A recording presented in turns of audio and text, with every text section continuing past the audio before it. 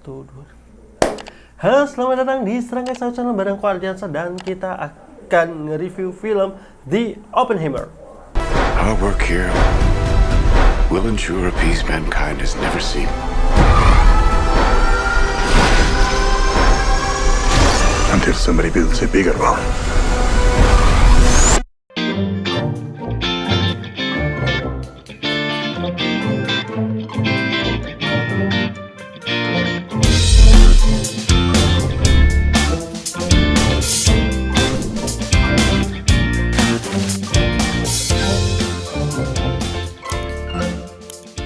Nah, kali ini bareng aku Ardiansa dan kita masih akan di segmen Serangkai Movie. Kali ini kita mau nge-review soal film yang lagi hype banget dan banyak orang yang FOMO pengen tahu sebenarnya film Oppenheimer itu apa, kok kayak ramai banget dan banyak banget orang nunggu-nunggu film ini gitu. Nah, sebelum aku lanjut masalah review aku mau ngasih tahu buat kalian dulu kenapa film Oppenheimer ini menjadi hype banget, FOMO banget buat orang-orang gitu.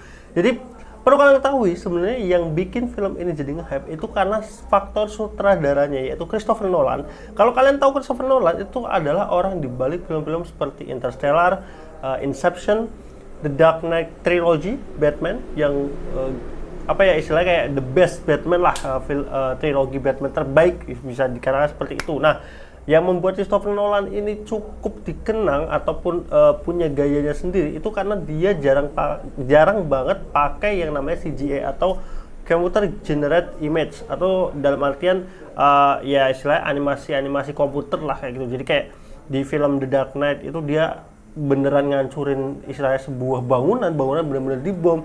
Di film Tenet itu dia nabrakin pesawat beneran tabrakin. Itu maksudnya kalau untuk film-film sekelas istilahnya untuk box office itu kan rata-rata ya mereka pakainya bisa jadi miniatur atau memang pakai CGI ya Avengers segala macam itu kan CGI. Nah, si Christopher Nolan ini terkenal dengan dia itu kayak bisa dikatakan anti CGI lah gitu. Jadi kayak partikel efeknya itu juga dia itu kayak nge-create ulang. Nah, ini yang menjadi salah satu kenapa aktor-aktor gede Hollywood itu pengen banget bermain di film Christopher Nolan. Bahkan mereka rela nggak dibayar demi ada portofolio di film yang disutradari oleh Nolan ini. Nah, ini yang kenapa kayak akhirnya secara kualitas filmnya juga bagus, particle effect dan lain-lainnya juga realistis ya, karena memang nggak pakai CGI kan, jadi ini realistis banget gitu. Makanya istilahnya orang-orang selalu menunggu karya-karya dari si Christopher Nolan ini. Nah, tapi perlu kalian ketahui dulu nih,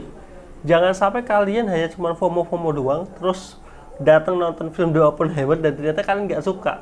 Karena perlu kalian tahu bahwasanya Oppenheimer ini adalah bisa dikatakan semi biografi atau mungkin dokumenter ya istilah biografi Oppenheimer itu adalah bapak bom atom. Jadi ini menceritakan atau ini adalah dokumenter dari peristiwa bersejarah yang mana kalau orang Indonesia sih pasti relate juga, karena kan salah satu faktor yang membuat Indonesia bisa melakukan deklarasi kemerdekaan tanggal 17 Agustus kan karena ada peristiwa penyerahnya Jepang tanpa syarat ke sekutu, yang itu diprakarsai karena dijatuhkannya 2 bom atom di Hiroshima dan juga Nagasaki tanggal 6 dan tanggal 9 Agustus. Itu kan salah satu peristiwa bersejarah gitu. Nah, ini film Oppenheimer ini akan menceritakan proses terciptanya bom atom itu sendiri gitu, sampai itu menjadi mendunia, dan si Oppenheimer ini, si bapak Profesor Dr. Oppenheimer ini gitu mendapatkan julukan sebagai bapak bom atom. Jadi ini ada dokumenter. Jadi aku akan langsung kasih tahu buat kalian yang FOMO pengen nonton film ini, kalian harus stop kalau satu kalian nggak suka film dokumenter. Udah pasti kalau kalian nggak suka film dokumenter sebaiknya kalian nggak usah nonton ini. Walaupun dokumenter ada dua ya, ada dokumenter yang seru, ada yang enggak. Nah, ini termasuk mungkin yang dokumenter yang bukan istilahnya action atau seperti. Kalau dokumenter pencurian kan ya bisa seru aja, cuman kalau ini kan biografi atau dokumenter perjalanan pembuatan sebuah bom atom ya, otomatis secara pasarnya itu pasti akan lambat banget. Terbukti dengan film ini kan ada 3 jam untuk filmnya. Jadi sudah pasti kalau kalian nggak kuat nonton film-film yang pasarnya lambat, banyak percakapan, kalian nggak akan cocok sama film ini. Yang kedua, kalian nggak akan cocok nonton film ini karena ya tadi satu, kalau kalian nggak suka dokumenter kalian nggak cocok. Yang kedua, kalau kalian nggak suka film-film yang lebih banyak penceritaan istilahnya tidak ada sisi-sisi actionnya. Maksudnya kalau dalam film-film Hollywood atau film-film box office itu kan pasti ada klimaks yang gimana gitu, terus adegan-adegan yang seru kayak gitu. Nah ini tuh seru tapi serunya itu bukan yang sekelas film lagi atau film action lah. Balik lagi ya, kalau kalian tipikalnya adalah menantikan film-film yang seru secara action dan lain, tentu saja ini enggak, karena ini kan sebuah peristiwa nyata yang mana kental banget sama yang namanya inilah dialognya gitu, kemudian obrolan segala macam. Jadi itu udah pemain intinya. Kalau kalian nggak suka biografi, kalian nggak suka naluri yang narasi yang panjang, kalian sudah pasti nggak bakal cocok sama film Oppenheimer ini gitu. Nah tapi kalau kalian emang suka kalian suka sejarah, kalian pengen tahu apa yang terjadi, atau kalian mungkin sudah baca-baca terkait yang namanya Project Manhattan, kalian penasaran gimana tercipta bom atom, khususnya kalau kalian ini anak fisika banget nih, kalian pasti suka banget karena di sini kalian bakal ditemukan sama ilmuwan-ilmuwan yang cukup terkenal gitu dalam hal proses pembuatan bom atom ini. Bahkan ada Albert Einstein juga loh di film ini. Jadi ini kalau kalian suka sejarah, kalian suka referensi dunia, dan juga istilahnya pengen tahu keterlibatan atau bahkan tahu nama-nama ilmuwan-ilmuwan sebelumnya gitu, mungkin di sini akan sangat menarik gitu, khususnya dalam bidang fisika dan juga kimia, matematika kalau nggak salah ya. Nah itu pasti akan menarik banget buat nonton si Oppenheimer ini. Nah oke, kita masuk aja untuk review aku untuk film di Oppenheimer ini, dan ini adalah movie spoiler untuk film di Oppenheimer. This is an ad. 8, 7, 6, 5. Oke, mungkin kita ngobrol Oppenheimer ini langsung berangkat dari masalah filmnya sendiri. Dalam artinya film ini adalah film 3 jam. Aku udah tahu dari awal kalau ini adalah film dokumentari, istilah biografi dari si Bapak Oppenheimer ini berkaitan dengan pembuatan bom atom gitu. Jadi aku udah pasang ekspektasi, wah ini udah pasti filmnya akan ngebosenin mungkin ya. Dan makanya aku nggak ngajak siapa-siapa, aku nonton sendiri aja, karena kalau ngajak orang belum tentu dia cocok dengan filmnya. Dan ya memang ini nggak film yang bukan bisa cocok ke semua orang gitu, dan terbukti dalam 3 jam itu memang ada pasal dimana aku sempat ketiduran gitu, padahal itu juga aku ngambil jamnya jam siang, jam 1-an. Tapi kalau kita ngobrolin bikin ketiduran, itu berarti kita ngobrolin juga terkait fase dan juga temponya. Menurut aku film ini pasanya agak lambat, banyak banget hal apa ya yang diceritakan awal mulanya seperti apa, kemudian dia dari mulai si Oppenheimer ini pendidikan segala macam gitu, sampai kemudian dia direkrut untuk membuat Los Alamos ya, kalau nggak salah Los Alamos itu sampai ke Project Manhattan, itu memang fasenya agak lambat gitu, sampai memang titik puncaknya ya pada saat percobaan si bom atomnya ini gitu. Tapi pinternya Nolan, menurut aku kerennya Nolan dalam 3 jam itu, walaupun sebenarnya ceritanya itu ya itu tadi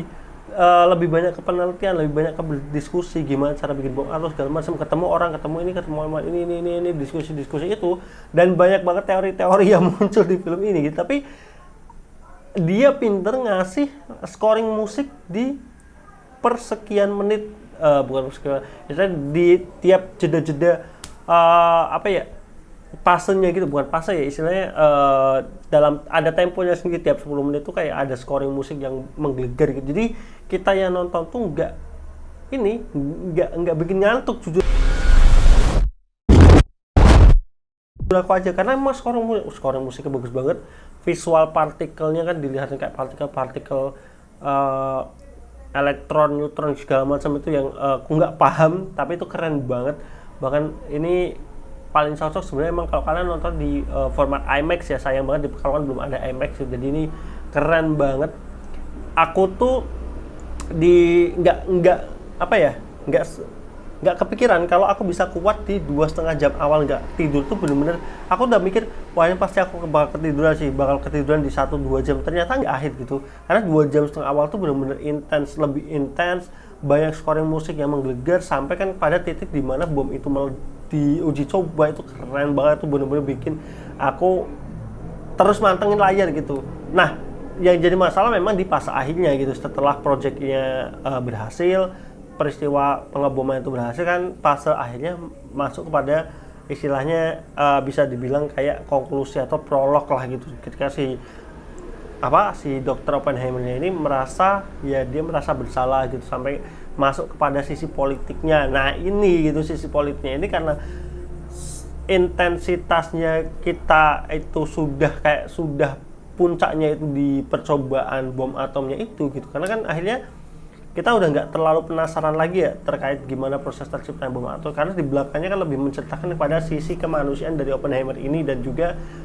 politik yang istilahnya yang melibatkan si Oppenheimer sama si Strauss kalau nggak salah namanya ya. Nah itu udah banyak banget obrolan-obrolan itu yang akhirnya fase terakhirnya sih yang bikin aku akhirnya ya bener ketiduran juga gitu, ngantuk banget jujur aja gitu. Padahal kalau yang awal tuh kita masih excited karena kita masih nungguin, wah yuk pasti bomnya ini, tapi emang di fase akhirnya gitu. Sebenarnya plus minus sih di akhir itu menarik banget gitu karena itu konklusinya gitu. Cuman karena dialognya cepet banget gitu, dan salah satu kelemahan film ini gitu banyak banget nama yang bermunculan. Nah ini yang salah satu yang harus kalian pahami kalau kalian mau nonton film ini, sebaiknya kalian baca-baca sedikit lah referensi soal sejarah pembuatan bom atom gitu, karena banyak banget nama-nama ilmuwan yang kayak aku jadi kayak bingung gitu pada saat dia menyebutkan si A. Aku bingung apakah dia itu lagi nyeritain si A atau sebenarnya ini tokoh baru lagi gitu. Jadi kayak banyak banget nama-nama ilmuwan, karena emang project ini kan banyak ya ilmuwan-ilmuwannya gitu. Jadi kayak ini yang ilmuwan yang mana, ini yang ilmuwan yang mana, kayak ya namanya aku tipe yang agak susah mengapalin nama-nama susah kayak gitu dalam satu film yang aku cuma nonton sekali doang, itu biasa agak kesusahan. Jadi ini banyak banget nama-nama ilmuwan kayak gitu. Jadi pada saat konfliknya si Oppenheimer sama si Strauss itu aku jujur aja agak kebingungan gitu.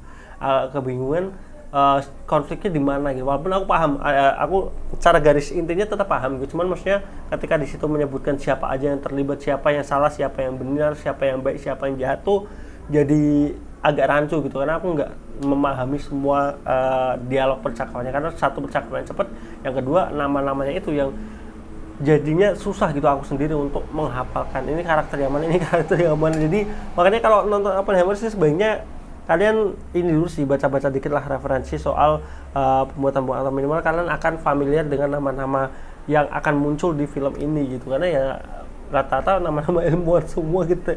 Ada teori inilah, teori ini gitu. Terus yang hidrogen bom itu juga aku bingung gitu, kenapa apakah hidrogen bom itu benar-benar dikembangkan atau enggak gitu. Jadi emang agak membingungkan, cukup agak membingungkan, tapi tetap menarik banget sih untuk melihat prosesnya sendiri. Tapi kalau kita bicara soal ini kan berkaitan dengan pembuatan bom atomnya, itu keren banget. Aku jujur itu tertarik banget, menarik banget gitu. Bahkan sampai sebuah negara memfasilitasi sebuah daerah untuk dibikin kota khusus untuk para ilmuwan ini mengembangkan sebuah bom, karena itu kan juga masanya masa perang ya. Dan itu keren aja sih menurut aku, karena ini kembali lagi ini based on true story atau based on true event, otomatis kita jadi lebih ada excitement lebih gitu ketimbangkan memang cerita yang tidak berdasarkan kejadian nyata kan. Oh ya udahlah kita terima aja. Tapi kalau ini kan karena based on true story, jadi kayak wih keren ya pembuatan bom atomnya seperti ini. Bahkan karakternya si Oppenheimer itu juga kuat banget di sini. Tidak hanya sisi seorang ilmuwan, ternyata dia juga kayak ya laki-laki yang doyan main cewek juga gitu, walaupun dia kayak terobsesi sama salah satu perempuan gitu. Dan itu juga semuanya benar-benar dirangkai. Nah ini yang ada yang jadi agak membingungkan, memang awalnya adalah berkaitan dengan timeline filmnya sendiri, karena di sini akan ada format yang dia berwarna, ada yang hitam putih. Nah yang berwarna itu ada yang berwarnanya itu adalah cerita masa lalu, ada cerita masa depan. Ini awal banget tuh aku agak bingung gitu, karena kalau kita bicara ada warna, ada hitam putih, harusnya kan yang masa lalu tuh yang hitam putih ya. Tapi ini tuh kayak enggak gitu, hitam putihnya itu malah justru yang kayak masa depannya gitu, atau kayak masa-masa yang lebih tinggi. Jadi itu agak membingungkan, karena seingatku memang nggak diperlihatkan timeline si warna itu, timeline tahun kapan, ini kapan kayak gitu. Jadi agak ngebingungin. Gampangnya sih kalau misalkan memang ada dua warna, ton warna ya, hitam putih sama warna dua sih gampang. Cuma masalahnya ya warna ini juga ada yang warnanya itu ada alur mundur, ada yang warnanya ada alur yang majunya gitu. Jadi memang agak membingungkan, sampai akhirnya ya kita baru benar-benar tahu oh hitam putih itu posisinya di sini gitu ya, memang mendekati akhir filmnya sih itu posisi si pengambilan gambar hitam putih itu ternyata kan itu adalah penceritaan kejadian gitu, penceritaan kejadian yang mana itu bisa jadi masa lalu, bisa kayak di tengah-tengah gitu loh antara masa lalu dan juga yang masa sekarang. Dan itu yang aku simpulin, ya nggak tahu benar atau salah, cuma aku nyimpulinnya kayak gitu. Dan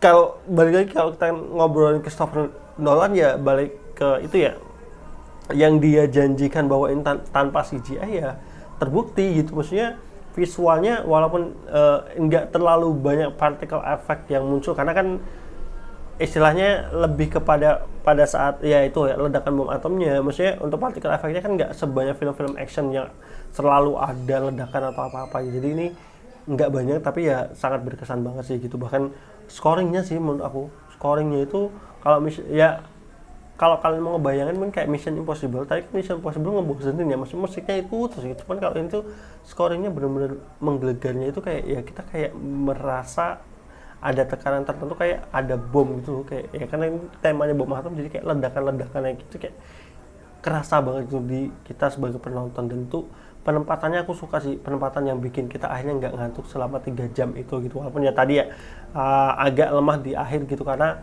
udah mulai capek gitu, dan selama 3 jam itu gitu. Jadi secara actingnya kita nggak usah ngeraguin. Bahkan si di sini kan Robert Downey Jr. atau si Iron Man itu kan dia sempat ada masalah ketika dimainin film lain bukan sebagai Iron Man, kan kayak personanya tetap Iron Man aja gitu. Nah di sini akhirnya dia bisa membuktikan lagi gitu bahwasanya dia memang salah satu aktor top tier yang bisa meranin siapa aja sebenarnya, nggak harus punya persona Iron Man yang balik lagi ke film ini. Dan itu salah satu yang keren sih dari Christopher Nolan gitu. Dan ya mungkin itu kali ya kalau berkaitan dengan Oppenheimer. Apakah ini akan jadi favorit film untuk Christopher Nolan? Tentu saja tidak, karena baik lagi aku nggak terlalu suka sebenarnya film-film biografi, apalagi istilahnya biografinya yang nggak apa ya, yang tipe-tipikal seperti ini sebenarnya agak kurang suka. Cuman dengan ini aku punya ketertarikan sendiri, memang ada berkaitan ya tadi ya, ada unsur berkait bom atom itu kan ada hubungannya juga sama Indonesia gitu, dan itu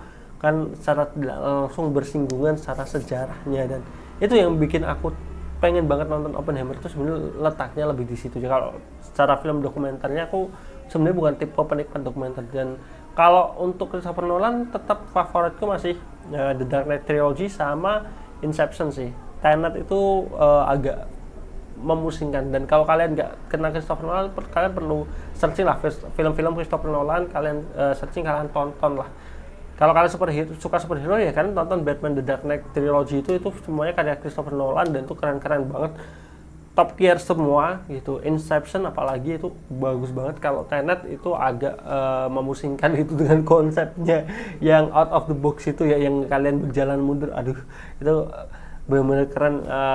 Aku masih menunggu sih Christopher Nolan untuk karya selanjutnya seperti apa. Dan kalau suruh ngasih skor untuk film ini gitu agak bingung sebenarnya aku ngasih skor untuk film ini gitu. Cuman experience-ku 3 jam itu menurut aku ya sesuai dengan apa yang aku harapkan sih untuk sementara. Jadi aku pengen nonton peristiwanya itu, dan aku mengharapkan Christopher Nolan bisa menyajikannya dengan bagus, itu terbukti gitu untuk film ini gitu. Walaupun tadi ya memang cukup melelahkan. Jadi mungkin aku kasih 8,5/10 untuk film The Oppenheimer. Ini adalah benar-benar murni subjektivitas dari aku gitu, karena aku juga agak bingung sebenarnya untuk nge-review film Oppenheimer ini gitu, karena ini nggak akan cocok ke semua orang. Sekali lagi, walaupun aku ngasih 8,5/10, ini nggak akan cocok buat semua orang, khususnya orang-orang yang nggak suka narasi panjang.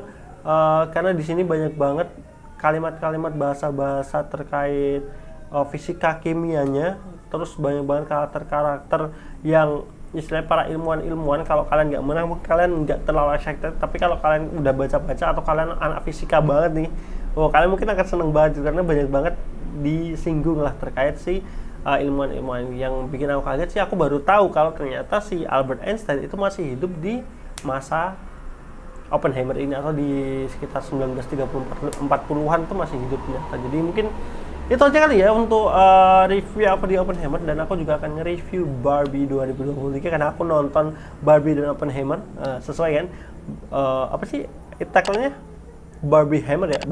Ini itulah kita aku juga nonton di hari pertama dan mari kita tutup untuk review di Oppenheimer ini. Jangan lupa like, komen dan subscribe buat kalian dukung channel Serangkai 1 ini supaya bisa lebih berkembang lagi dan juga akan berikan konten-konten yang lebih menarik ke depannya. Sampai ketemu di video berikutnya bareng aku Aliansa. Bye bye.